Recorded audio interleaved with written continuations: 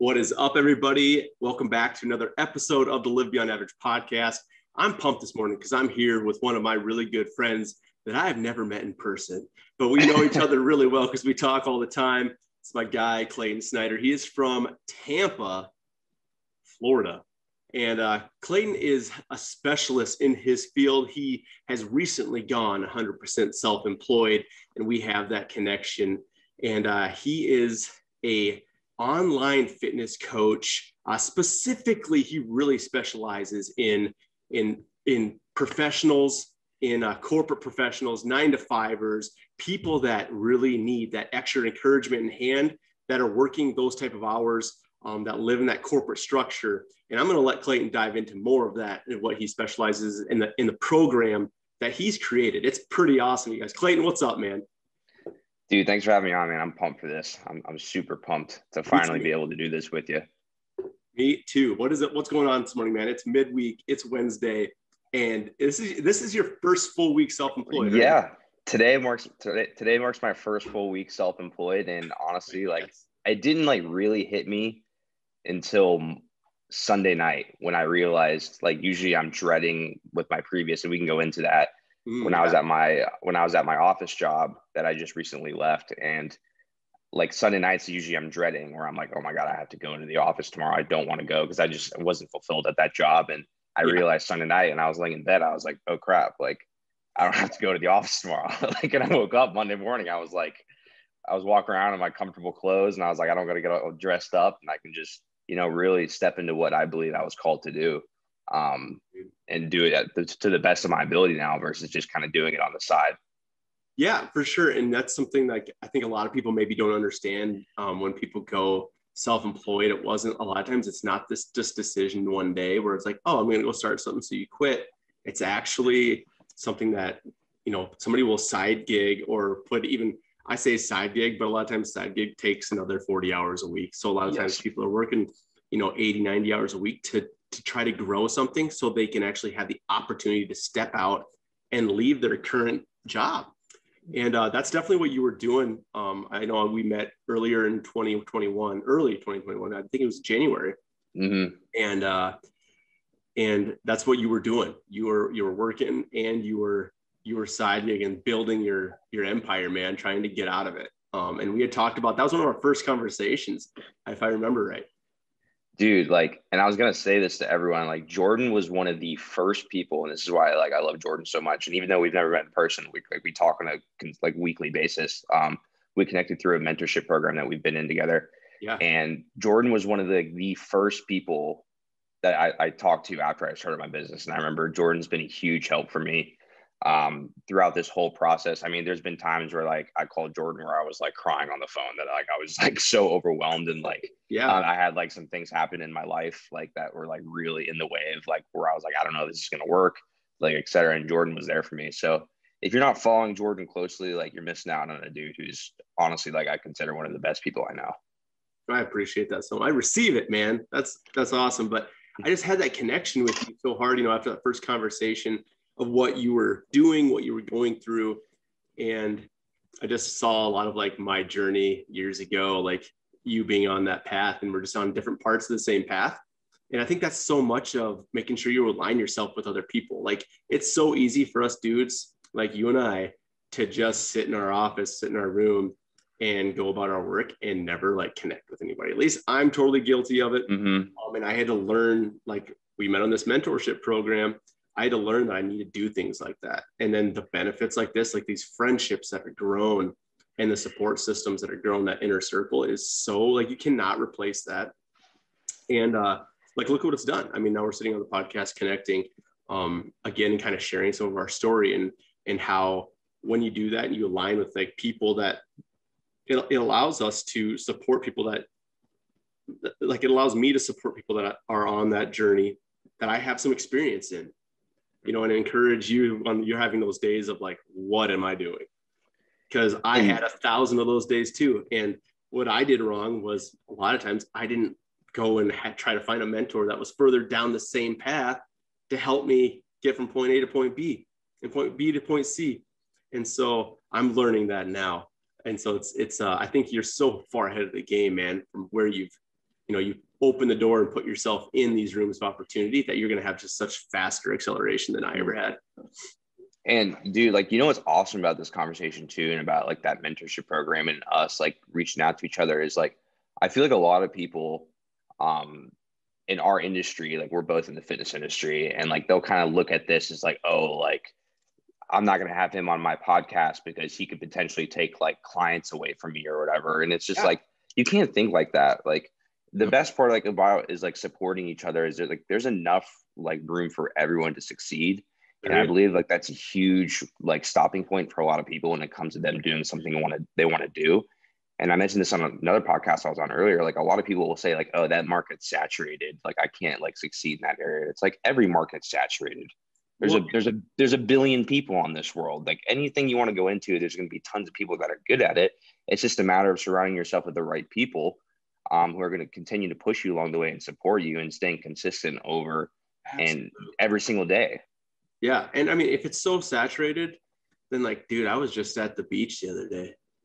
I don't think our market's that saturated because I go to the beach and it's not telling me it's too saturated. It might be saturated with people, but is it saturated with people that can really help people change their mindsets and really help connect with people so they can make healthier decisions in their life? And I understand not everybody's going to connect with me, and not everybody's going to connect with you. Somebody's going to connect better mentally with somebody else. And that's why God made us all different. So we can connect with somebody to help us get results. And man, you can go to the beach, and I'm not saying it meanly, but most people need a health coach. They can benefit heavily from working with somebody, whether it's in person or online. Yeah. And that's why I chose the office setting, the 9-to-5 corporate world, because, and I'm not anti 9-to-5 or like anti corporate. Like if you love your job, that's cool. Like I just wasn't fulfilled in that job. But like after I got promoted with this opportunity to make like well into the 6 figures, like my boss he was 35, making like $500,000 a year. And I was like, wow, like I strictly got into that job for the money. And I remember like the day I got promoted, I was driving home and I was just like, man, like this just doesn't really feel that right. And so I started this business because I was like, okay, like it always comes back to fitness for me. This is what I'm passionate about.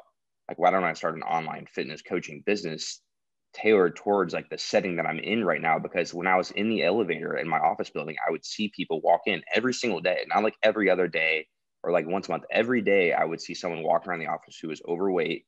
Their head was usually down, which I know their confidence isn't where it should be. And I know they have really low energy. And it's like, I see like why I am in a setting where there is easy accessible snacks. There is everyone's sitting all day long. And it's like on their lunch breaks, they're watching Netflix instead of going out and maybe going for a 10 to 15 minute walk outside the building and just getting some fresh air. They're just locked in this building all day, which I said there's nothing wrong with, but I see why that like the office setting, like most of America are working in office settings. So then it's like, I know there's a huge obesity pandemic in the world right now. And I know that setting has a large contribution to it. Absolutely. And what an awesome observation on your end. What is your program that you started? What's it called? That was called the Corporate Body Blueprint is the program I created. I love it, dude. It's crazy because you're so right. Like absolutely everything you said there was so right. I worked in the corporate world for a while too. Climbed the ladder in 2 different corporate settings before I was 29. And my first one, I was in health corporate. And so I stayed very fit in it. My second one, I was technically in health corporate, but it was in the supplement world. So I had to travel a lot. And I went from being in the best shape of my life to still being dedicated to like working. I don't think I ever missed working out. Even when I was traveling, like I always got my workouts in, but I put on like a solid 15 to 20 pounds because of my lack of discipline with eating when I was traveling.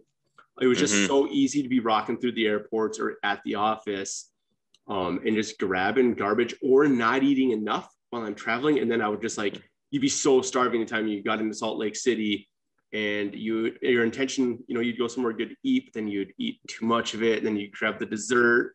And then, and so it's just that if I could have had somebody like, just even though I was a health professional, hired a health professional to hold me accountable, it makes all the difference. Because when you're checking in and when you're tracking a little bit, or depending on the program, you might not be tracking, you might just be mindful eating, whatever it is, like it would have made all the difference for me.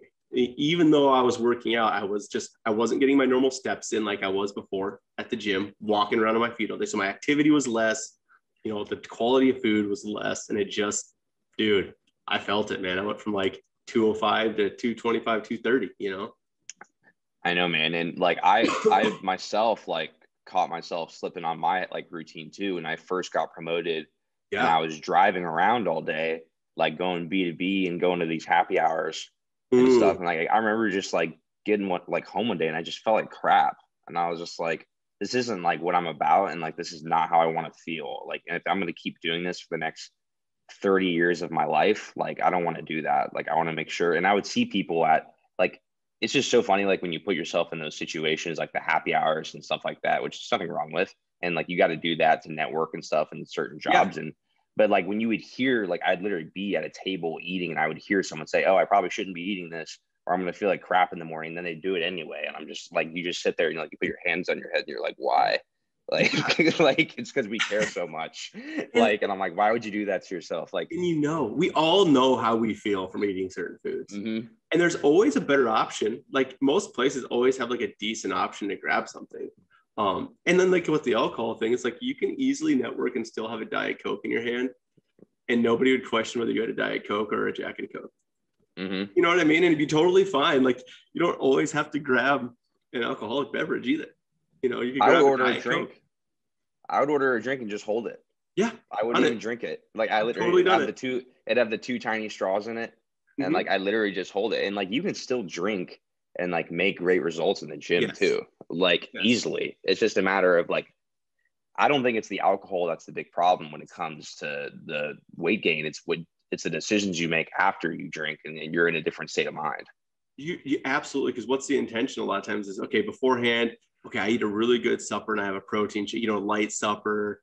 And then you go and you drink and you might not even drink that much, but you have some drinks. And then it's always like grab pizza, grab McDonald's drive through. It's always those things, like make some pizza rolls when I get home. Yeah. Like it's those things that make us stack on the fat, dude. Yeah, man. And I had that conversation with a client last night. Like he literally told me, he was like, he's like, I drank like a lot last weekend and I had some nachos. And I told him, I was like, listen, it's not the alcohol that's really making you do that. Like when you're drunk, like I don't want to eat chicken and rice if I'm intoxicated. Like I want it to be like, I want pizza. Give me a burger and fries, like something that's going to taste really good. And that's where, if you do that consistently, people don't think it's that big of a deal, but if you're doing it every single weekend, like it adds up over time. Well, I mean, just do like me and but like for anybody listening, like just look at the calories on something like a nacho or like a plate full of pizza rolls. Well, just so everybody knows, it takes you burning 3,500 calories in a deficit in a week, or I mean, just in general, to burn a pound of fat, to lose a pound of fat. I know for me, I can eat 3,500 calories pretty fast on a weekend if I went out drinking with friends, like really fast. And that doesn't even count all the extra calories from the alcohol too. So you add that on, and you might have only, been in a 3,500 calorie deficit for your week. Okay, that's kind of a standard deficit, and you just blew it. Like, yeah. And then people will like crash diet after that to try and make themselves feel better. And they'll just be like, well, I'm not going to eat that much for the next couple of days. And like, that'll compensate for it. Yeah. It's like, no, it's not how it works. It's a roundabout evil cycle, man. And it does, it discourages people and it stinks. And so it's like, I like what you specialize in teaching how, people to be able to balance that out and still enjoy some of those things that they love, but just making the better decisions within it also, they can still, get the progress. It's a really cool program. So that's awesome, man. Tell me more about your days leading into self-employment, because I know we had a chat like a month ago and you were like, dude, you kind of had one of those breaking point moments where you're like, I don't know like how much longer I can take this. And that was like 4 or 6 weeks ago, if I remember right. And I just remember being in that same boat. So, and I didn't think you'd be jumping into it. It's like in 4 to 6 weeks. I figured, okay, like, I think I was encouraging you, like, dude, can you stick it out like 30 more months and really build your, or 6 more months and really build your network while you're still maintaining that income? Like, how much can you get away with not, putting in so many hours, whatever. Mm-hmm. Tell me a little bit about this process, and then what led you up to last week, man. Tell everybody about this story. Yeah, man. So literally I started this business thinking like there's no way, like it's only been 5 months. I was like, maybe it'll be 2 years before I leave. And I was like, I'm just gonna do it a couple hours a day. And it really started to like gain some traction quickly, just from how consistent I was being and how strategic I believe I was being in the process. And I remember I had to take 2 days off because my dog had gotten sick. And I remember I got back, and this is the day that I called you. I got back after being gone for those 2 days, and yes, my job wasn't really that happy with me that I had to take those 2 days off. So I got back, and I hadn't really been producing at my job. I was an insurance salesman, and like, to be honest, like my heart wasn't really there. My heart was in my business on the side that I was doing when I wasn't at my job. And I got back, and my boss had this really like, and he wasn't mean about it. He had just had this really kind of stern talk with me saying like, hey, like you need to really like commit to this and like sell X amount of dollars in the next couple of months, or like you won't have a job here. And I remember him saying that, like, was like, holy crap, like I really need to like, and he kind of like took the reins back from like my business, and my business did suffer for a little bit because I stopped putting as much effort into it, which I shouldn't have. But at the time, like you can think from my point of view, I was like, okay, like this job is supplying my bills. This job is like keeping me like food on the table. So I was like, I need to honor that and still keep doing work.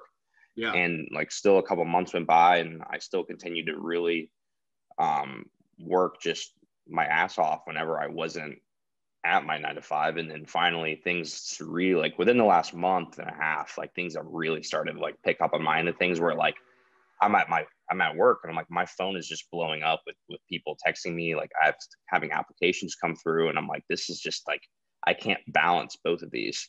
And I went to St. Louis recently, literally 2 weeks ago.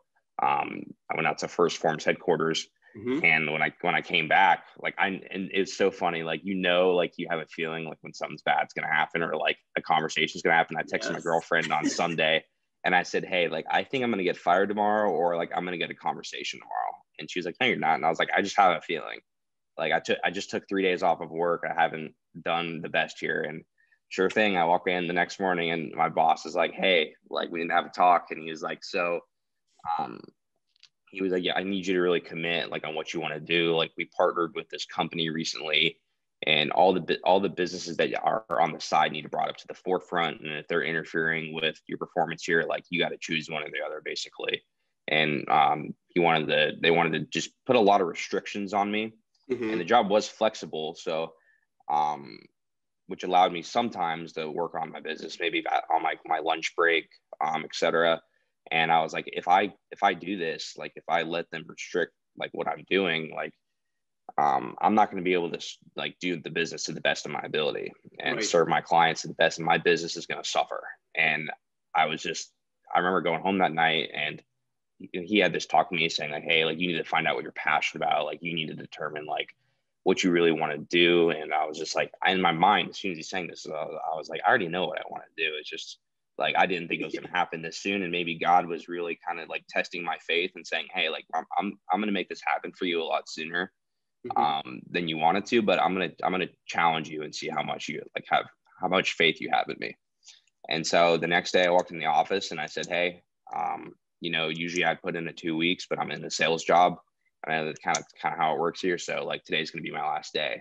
Or I was like, I'll work the 2 weeks if you want me to. But he was like, no, like, and he was totally like cool about it, like saying he understood. And this company is a great company. Like they treated me really well. But for me, the environment wasn't something that was best suited for me. And I just was extremely unfulfilled on a daily basis. And I remember just telling him I was done and walking out of that office, and I was just like, holy crap, like it's game time. Like, I'm going home and I'm gonna start to work right yeah, now. exactly. I was like, it's game time. Like I'm Instagramming on my walk out of the office because I'm that stressed out right now. I know, like, and and I mean, last month was the best month I've had in my business so far by the grace of God. And awesome. I know that like me and dude, like just the emotional burden that's just been lifted off my shoulders of not worrying about that job being there anymore. Like, and me being able to go full time just for the last week, like I've made significant progress and just am so much happier. And I'm like, imagine like a couple months from now, like what's going to come to fruition, like with me being able to put all my intention and focus into this. Dude, and I think that was the first thing I told you when you called me. I was like, dude, you're thinking about how good you're going to be able to serve your people now because you have all that time to do it. And then secondly, like how much creativity happens, like when all that burden is off your shoulders, your mind's able to just get into new creative spaces for yourself on how you're speaking, you know, the type of content you're putting out. There's just whole different levels of creativity and deep thinking that happen because of that. And you just have to like really learn to get in those areas where you're able to like quiet down and think about those ideas. And it's super epic. But I want you to, before we stray off too much more, if somebody's listening and they're like really connecting with like your story and how you felt in that environment, and just connecting with your story, what are some words of advice for maybe people listening that are connecting with it and what you were going through and somebody maybe going through that same feeling? That's such a great question. And I remember listening to podcasts like this question, like answered so many times and knowing what I needed to do. But honestly, man, like it comes down to like, I would say really two things. And one, it's you got to look around at who you're surrounding yourself with. And I know that's like, might sound like a cliche answer, but the second that I stopped surrounding myself with my previous friend group, which I all love, but I was just complacent there and I wasn't surrounding myself in the best environments. I was going out, I was drinking. And I just knew that after I joined this mentorship program, I was surrounded by people who were just so supportive, like all Christ-based. And they gave you like the permission, like to really go out and pursue like what you wanted to do. And like when you put yourself in an environment with people who are like getting after it, like it forces you to like get better. And so I would say that just really audit who you're surrounding yourself with and ask yourself, are these people like helping me grow into who I really want to be, or are they holding me back? And I had to have that tough conversation with myself and say, hey, like, listen, I think some of the people I'm surrounding myself with, this isn't healthy for me. And if I stay in this situation, I'm just going to continue to do the same thing for the rest of my life. And I don't want that to happen. So that, and not worrying about everything being too perfect and just starting and being really consistent, because like you're going to make mistakes along the way. Like everyone does. Like I've made tons of mistakes. I know I'm going to make more mistakes. And it's just about how you really respond to those when you do, and not letting them stop you from keep going and just like viewing them as a learning experience. Yeah, I love it, man. Great advice. And it's all true. That's all 100% true. And I agree with it wasn't cheap getting in that mentorship program. And I think, you kind of have that same story as when we both ran our cards, man, to be on that program. We didn't have the money for it.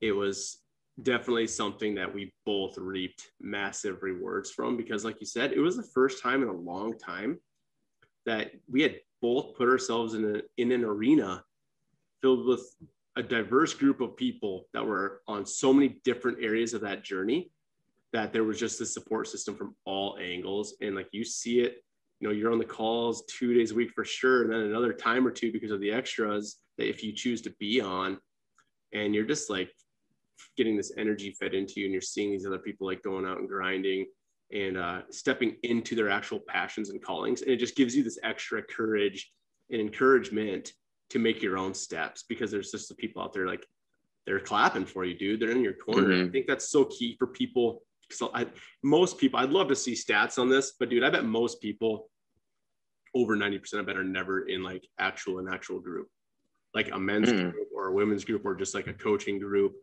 and getting in a circle of people.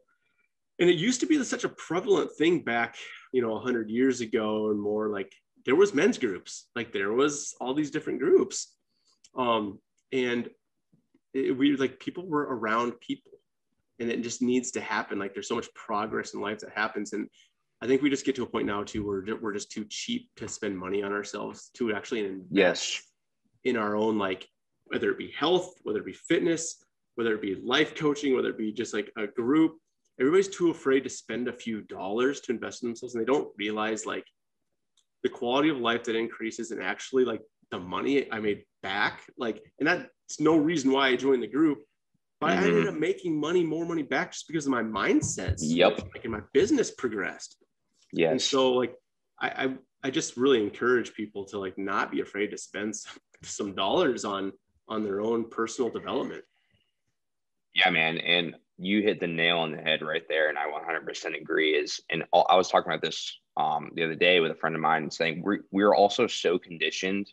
Like if you've never invested in something before, like you're just so conditioned to everything you spend on, like you're not seeing a return on anything. Nothing. So everything you look at, you're viewing it as, oh, that's money just going out. And like, you got to switch your mindset from a scarcity mindset to an abundance mindset. Yes. And realizing, hey, like, can I not afford this right now? No.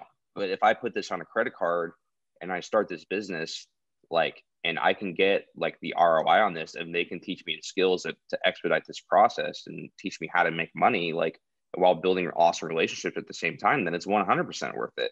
Like, it takes risk.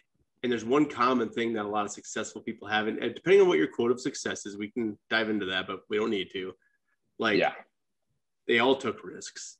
Most people that we would look up to and like, wow, they're doing really well, they took a risk. And sometimes that risk is swiping a credit card for $500 or $1,000 when you don't have the money, but you're trusting your process and you're knowing like, okay, I'm going to make that back over the next 4 to 6 weeks because I'm going to learn some process here over the next 2 to 3 and apply it and really get into it. And dude, it works. I mean, it can really work. Dude, I spent so much money that I didn't have prior to making risks, and there's times it doesn't pay off, but I'm ahead right now. So I believe in that type. I think you nailed it with the term you said. We're so conditioned. Think about when we're kids. What were we always told? Like, you pick up a penny or you got some coins, like, go put it in your piggy bank, right? Like, save it, save everything. There was never this, and it's because of, our parents and their parents went through the Great Depression. They had nothing, so they saved everything. Yeah. Like, it was just their environment. And so like, we never have like talks of, oh, invest that. How can you turn that quarter you just found into $1? Like, nobody ever said, did you ever get told that as a kid? Like, can you turn that quarter into $1? Like, no, like that doesn't happen. So it's like, how do we change that mindset in ourselves to have the abundant mindset and then pass it on to like our kids or people around us? And it needs to happen. Like, I don't know. Just like, there's so many things out there, I think, that inhibit people because it's just a mindset switch, man.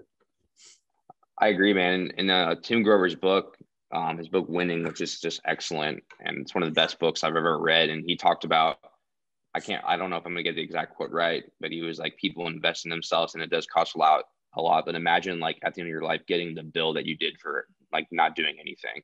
Oof. Like, and I'm just like, wow, that's deep. Like, I wrote that down like on my notes, like outside of the book. I was like, that's deep. Yeah. Like, and I was like, I would 100% rather take the risk.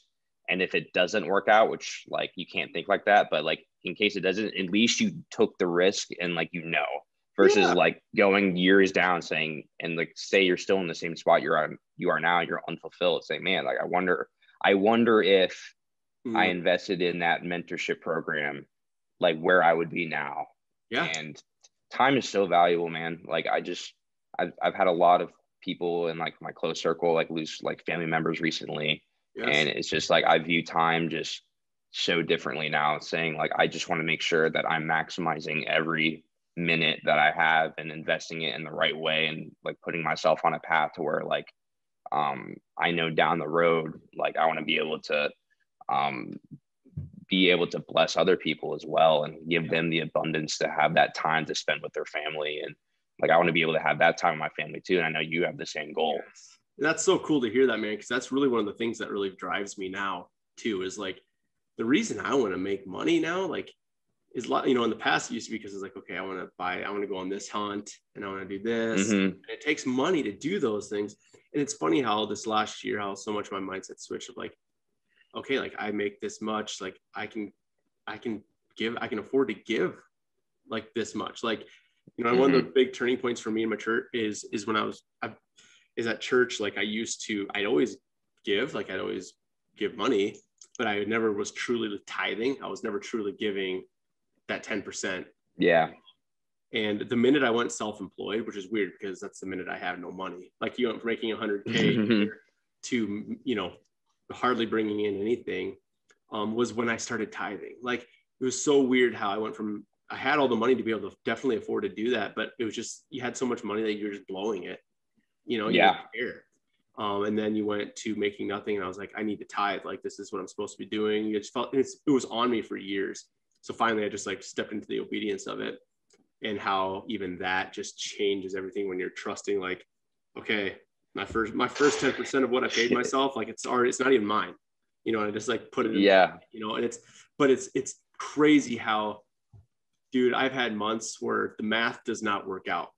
The math of what I know I brought in to what I know I had to kick out for bills, the mortgage, gas payment, all that, like, it does not work out, but somehow there's money in my account. You know what I mean? And I quit doing the math on it because it doesn't make sense to me, but I just fully believe that, like, hey, if you're being obedient to what God's telling us to do, that he takes care of his. You know what I mean? Absolutely, man. That's and so good. I've just seen it so many times in my own life. Like, I literally could have a 50-page book, probably more than that if I even realize, because I probably don't even realize all of them. But just the ones that I realize, I could have a book on just like, this happened because this, like, God did this, God did this, God did this.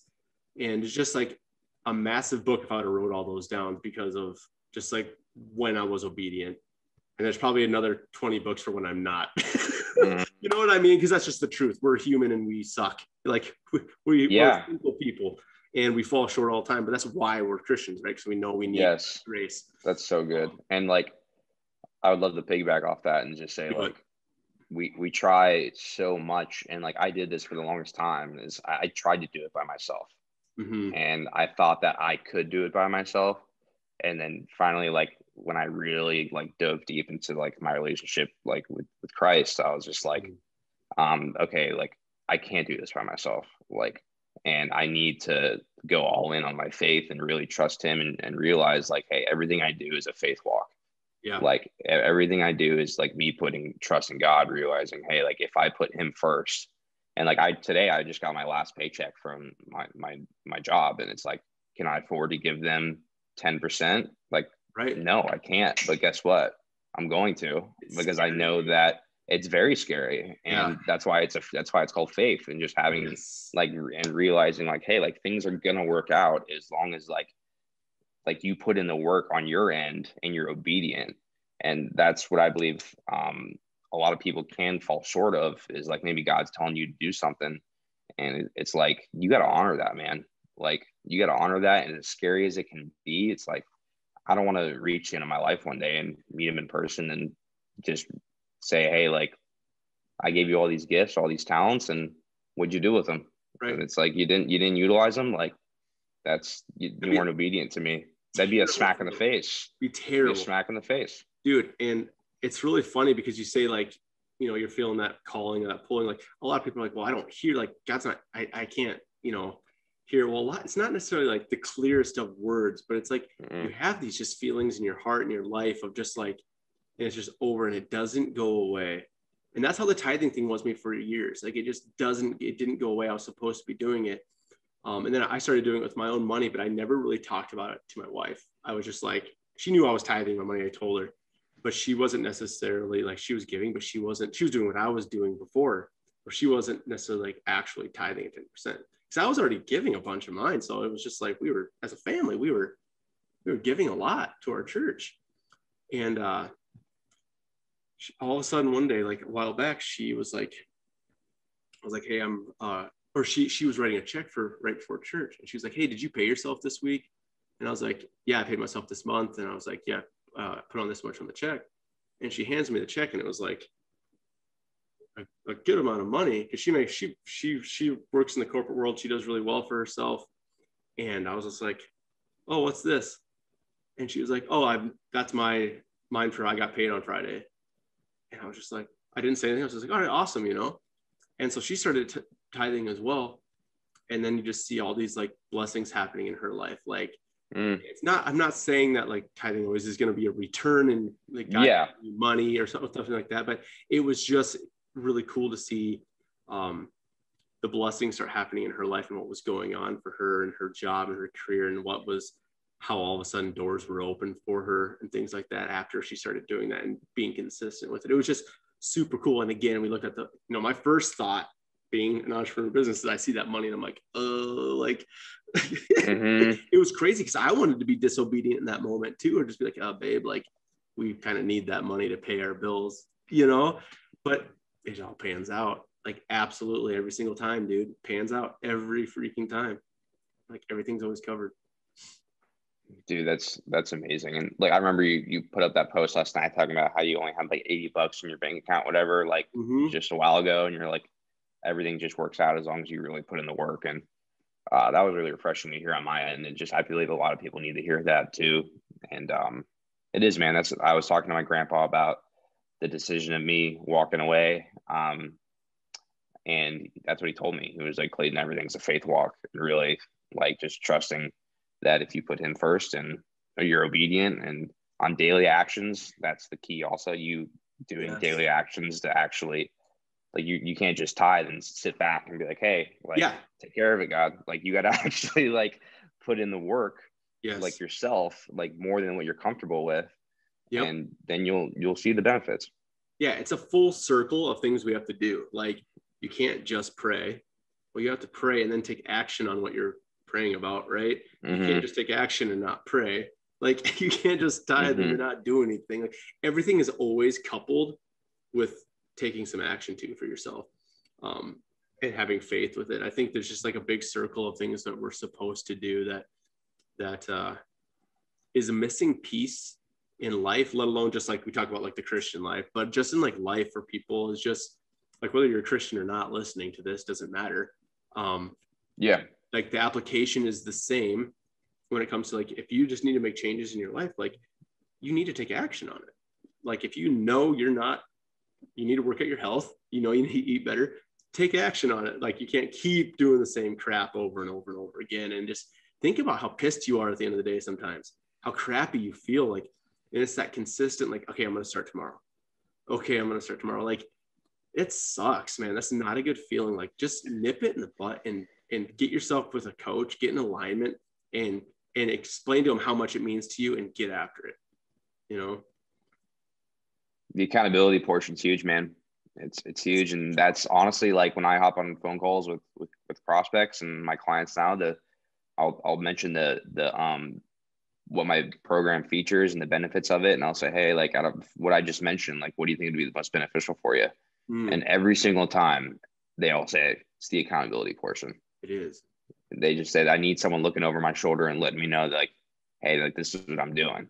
And like, I need you to hold me accountable. I'm like, okay, like, let's roll then. I'll hold you to that. Yeah. Sometimes I get frustrated when I call them out and say, hey, you're not doing what I told you to do. Yes. And then they have to kind of say, oh crap. Like they don't like to hear that. And sometimes they'll kind of get back with me and say, hey, like I'm trying my best. And I'm like, are you trying your best? Your best is better than that. We both know. Yeah, exactly. Like that is the hardest part of a health coach or just a coach in general. For me, it's the same thing, man. Like when I'm seeing my people, it's like not just like not bringing up nutrition or not bringing up those things. Just nobody wants to talk about their nutrition.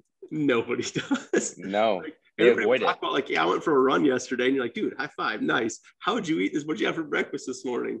And it's hard as the professional to bring those things up because it brings up tough conversation. Yep, it brings up those things, but we always have to remember what they're paying us for.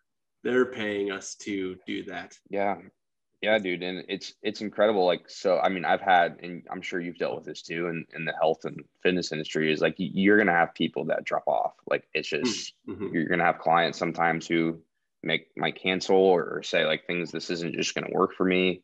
Yep. And it's extremely tough because you're just like, wow, like you care so much for that person.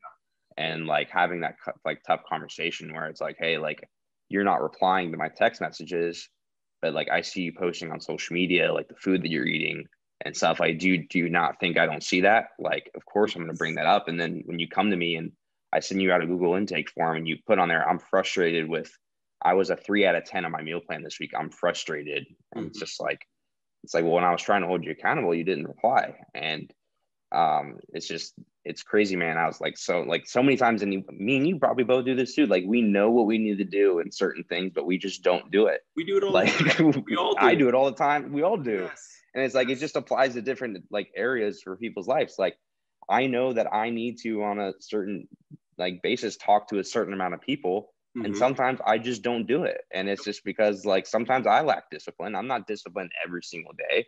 Yep. And we all struggle with it, man. No one's perfect. Yeah, absolutely, dude. I have one of those people right now too, man. I just love the dude. Been training him for like 12 weeks. It's an online program, and yeah, dude, just like falling off. He was doing so good, and it's just like, yeah, not replying to texts. And like for me, I'm very much like, I love the relationship. That's why I do what I do. Same. I love the relationships. It's actually less about like the weightlifting and stuff for me. Like I got out of it for 18 months because I was just like so sick of the fitness world, but I had to get back into it because it was the main avenue driver for me to be able to just build relationships with people. And so when you have that one guy occasionally or whatever that just doesn't, falls off, it hurts from like just a personal level. And you have to remember, like, no, dude, it wasn't about you. Like, it was about just like the fitness side. It was just the wrong timing for me. They just lacked the commitment to stick to it. Like, summer months for people are hard. It's their excuse. Well, our family goes to the lake. That's the thing around here, right? Like, it's lake, it's river time every weekend in the summer. And people use it as the excuse. Like, well, my kids got baseball games, I can't work out. Like, we all have 24 hours. Come on now. Like, we have to adjust our schedule. Like, yeah, our schedule is not the same in the summer as it is in the fall and the winter. So what adjustments do we have to make for you? But instead of like sitting down and being like real with themselves on, okay, my schedule has to be different for 3 months. Where do I fit this in? Like, we have to make adjustments and not excuses for it. It's just part of what we have to do. Yeah, I mean, it all comes down to priorities for all of us. Dude, I know we both got a busy day. I know we're at about that 45 minute mark. And I think we could sit here and chat it up for the next 3 hours pretty easily. So, but you know what? This is good because we'll do a string of podcasts together. This is awesome. Because you bring so much value to the table for people. I'm really excited for some of my listeners to be able to listen to this.